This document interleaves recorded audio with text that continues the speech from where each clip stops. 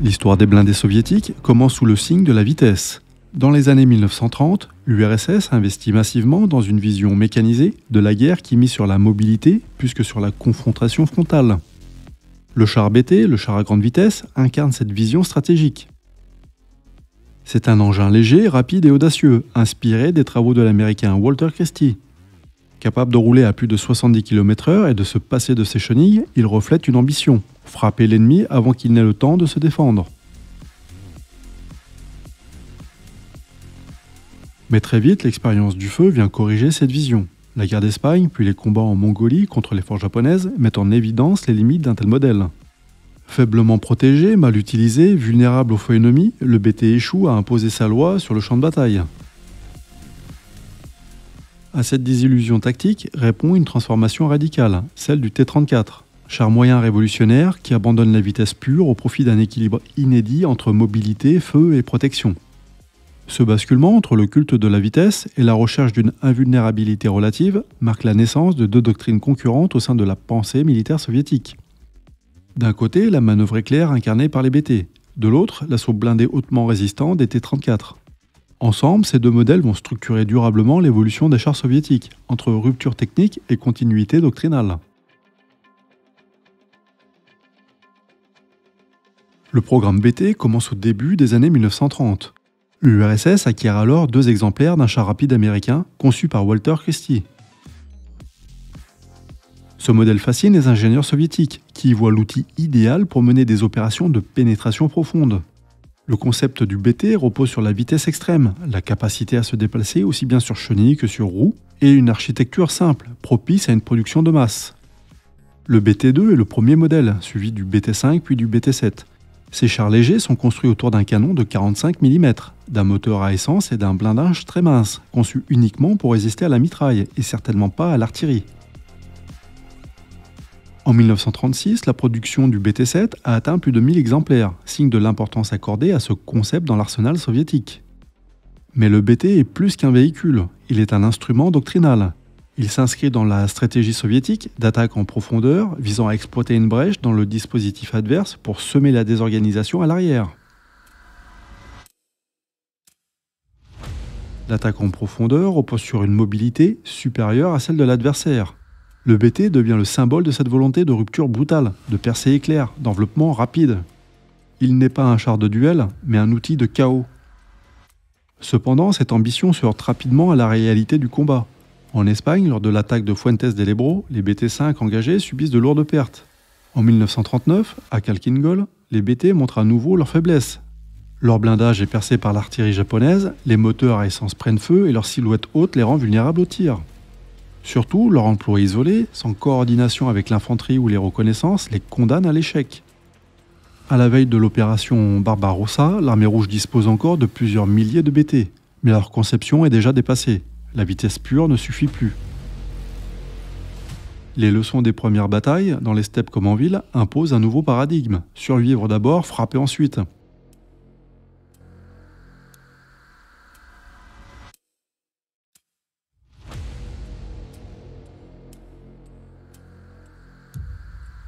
Face aux limites du BT, les ingénieurs soviétiques lancent dès 1937 le développement d'un char moyen qui va redéfinir les équilibres entre mobilité, puissance de feu et protection. C'est dans les bureaux de Morozov, à Kharkiv, que le projet prend forme. D'abord sous la forme du prototype A-20, rapidement remplacé par le plus ambitieux A-32 qui deviendra le T-34. Dès sa sortie d'usine en 1940, le T-34 impose un nouveau standard.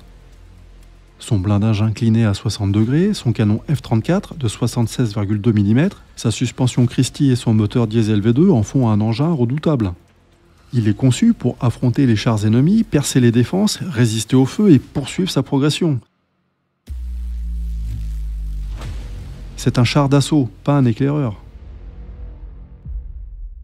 Lors de l'invasion allemande de 1941, le choc est total. Les panzers allemands, habitués aux blindés légers ou obsolètes, se retrouvent face à un char qui les surclasse sur presque tous les plans. Le T-34 peut encaisser les obus de 37 mm et de 50 mm sans broncher. Il franchit les terrains les plus difficiles grâce à ses chenilles larges et sa suspension. Il frappe fort, il se déplace vite, et il résiste mieux que tout ce que les Allemands ont prévu. Mais là encore, l'innovation technique ne suffit pas.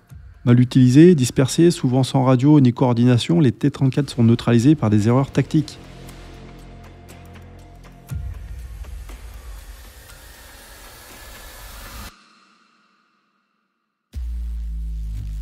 Il faut attendre la fin de 1942 pour voir l'armée rouge intégrer pleinement le T-34 dans une stratégie cohérente de corps mécanisés et d'offensive coordonnée.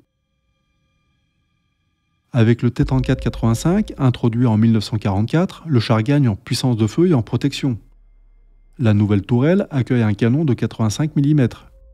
Le blindage frontal atteint 90 mm. L'équilibre entre feu, protection et mobilité est optimisé. Le T-34 devient alors l'incarnation parfaite du char polyvalent, apte à tous les terrains et à toutes les missions.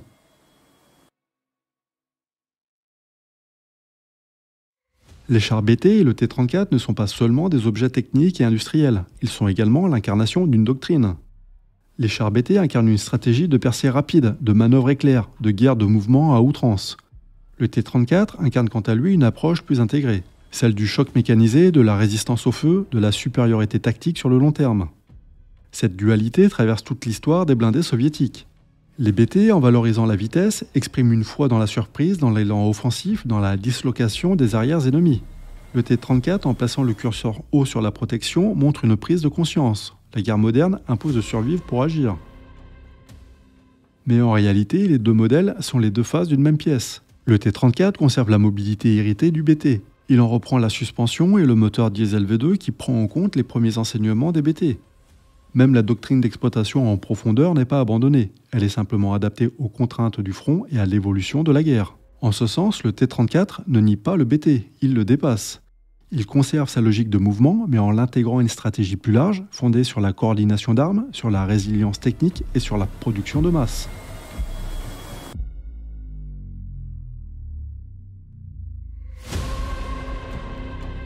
Le passage du BT au T-34 illustre la maturation de la pensée militaire soviétique. L'utopie de la vitesse absolue laisse place à une vision plus réaliste, fondée sur l'interopérabilité, la résistance et l'adaptation au terrain. Si le BT était un char d'avant-garde, le T-34 est un char de guerre totale. Dans cette transition, l'URSS ne renonce pas à la manœuvre, elle l'encadre.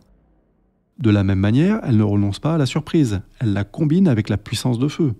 Elle ne renonce pas non plus à la mobilité, elle la subordonne à la capacité de survivre.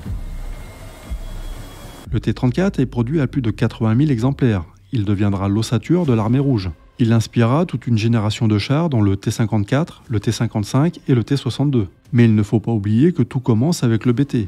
Sans la vitesse, sans l'audace, sans la rupture technologique des années 30, le T-34 n'aurait jamais vu le jour.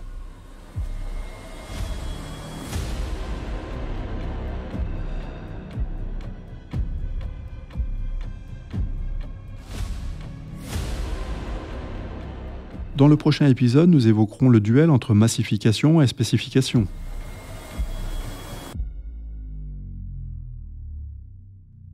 Si cette vidéo vous a plu, le pouce en l'air fait toujours plaisir, tout comme l'abonnement à la chaîne. Vous pouvez également parler de la chaîne autour de vous. Merci pour votre visite et à bientôt sur LTDO.